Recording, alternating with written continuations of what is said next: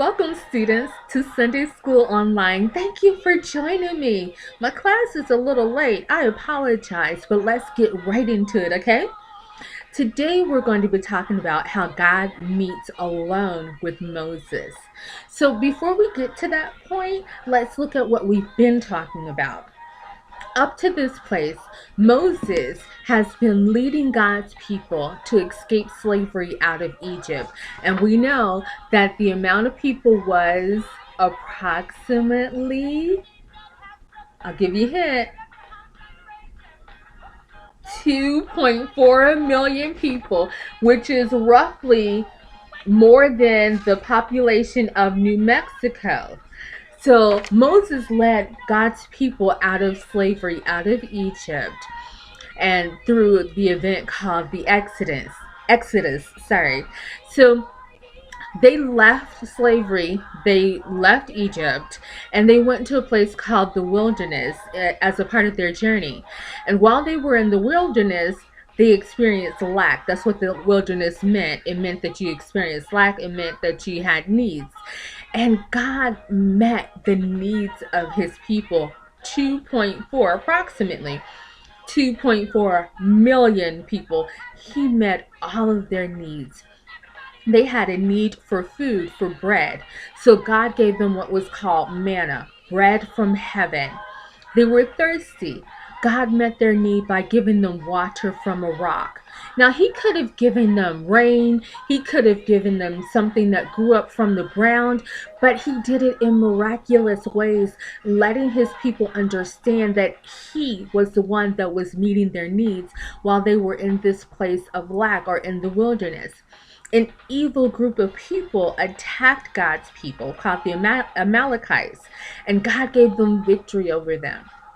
Now, Moses, as God's chosen leader, he was addressing or listening to the concerns of 2.4 million people. That is a lot. And he needed help. So God gave him helpers. And then later, the leaders of Israel, these helpers, they came close to God. So now we're going to talk about how God met Moses alone. Now, we know from that title, like I said, that God is calling Moses alone without anyone to come up, to draw near to him, so that he can give him further instructions for his people. So I have a question for you. Just looking at our title, knowing that Moses is being called alone with God, is there anything or anyone that once you're alone with them or with it, you act differently or you show a different part of yourself? Maybe it's your friend, your best friend, or your family. Maybe it's a diary or a logbook or a journal in which you write down things that you wouldn't tell someone else. Not bad things, but just things that you would keep private. And if you're with your friend, you say, come here. I want to tell you something. And it's nothing that's earth shattering. It's nothing that will change anything, but it's come here. I want to tell you, you alone, or you all alone, not everybody else. I don't want everybody else to hear. And you talk to them. Well, that's what God did with Moses. He called him alone to himself. So, what are some things that you do when you're alone with your friends, or when you're in a safe place and you're alone with your family and nobody else is watching?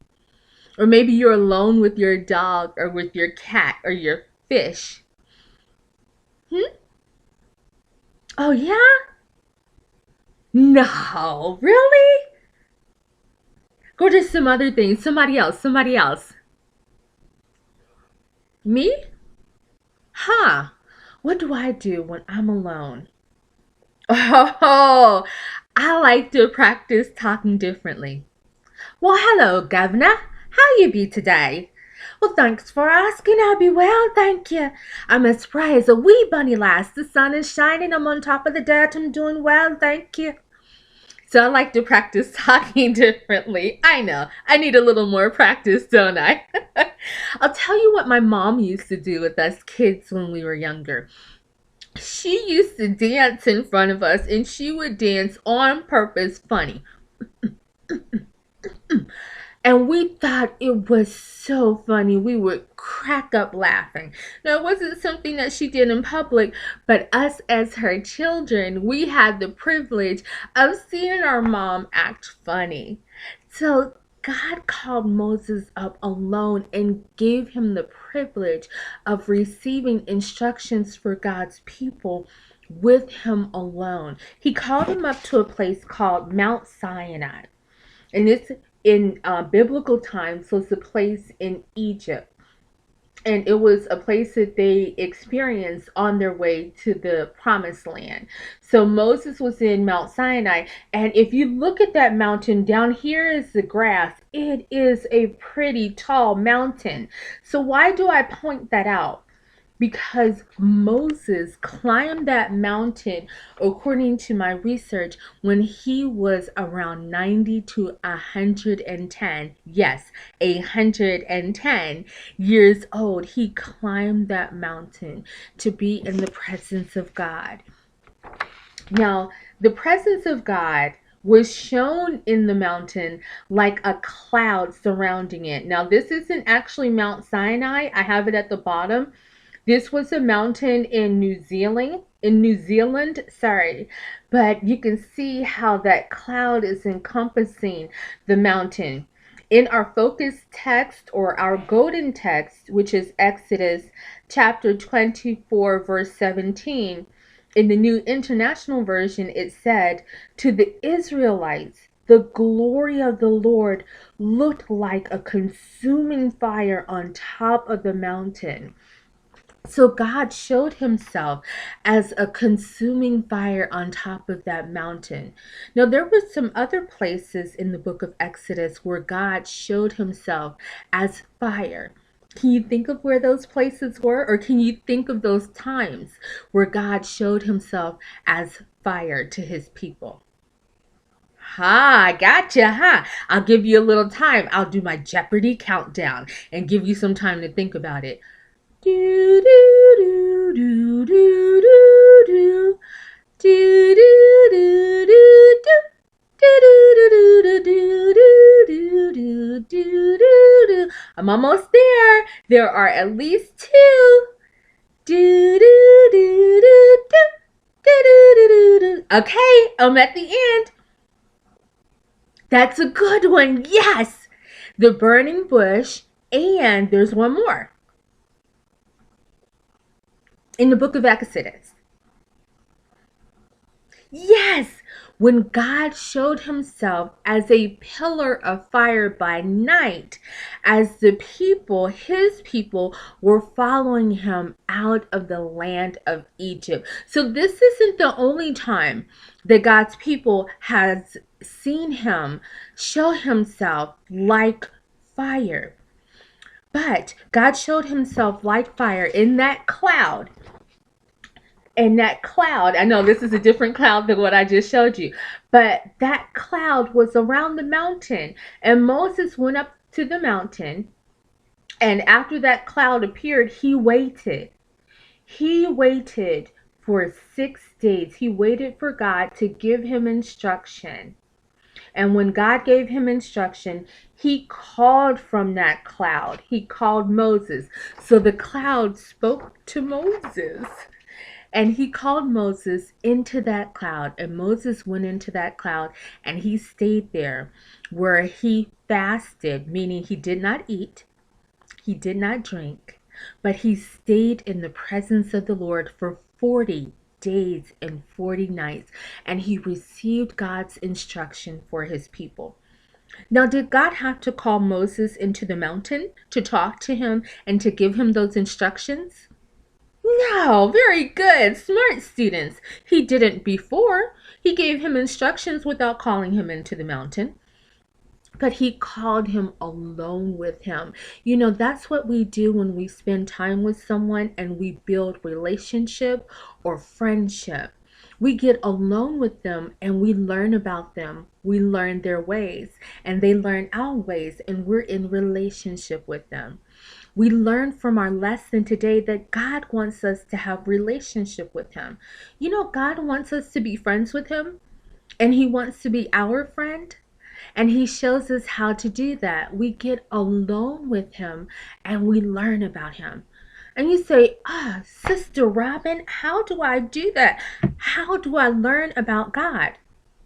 Well, let me tell you, God is his word. And we can receive God's word multiple ways. And God speaks to us through his word. One way that God speaks to us through his word is through his preached word. Now, this is a picture of my pastor, of him preaching today. God has another plan for you.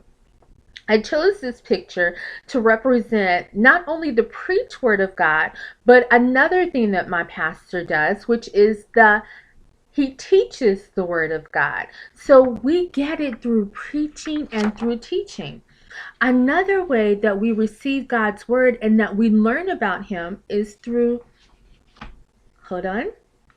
reading his word. This is the Bible. We read God's word and we understand him. And another way, I bet you can guess it. What's another way?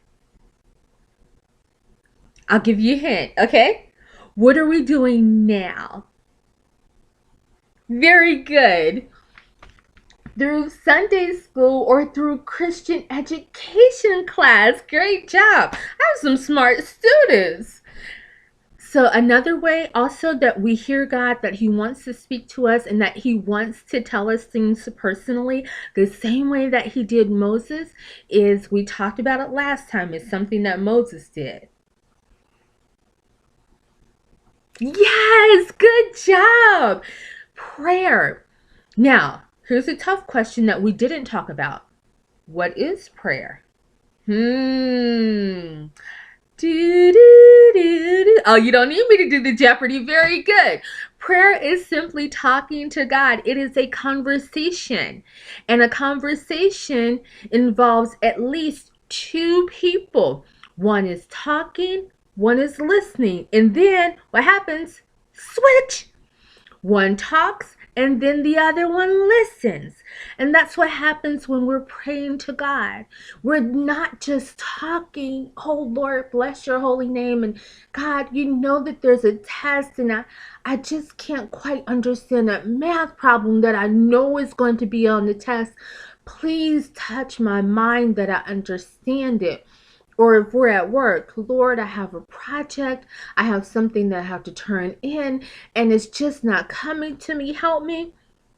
It's not just that, but after we do that, it's us getting quiet and listening. We did our part in talking, but we also have another part, to listen.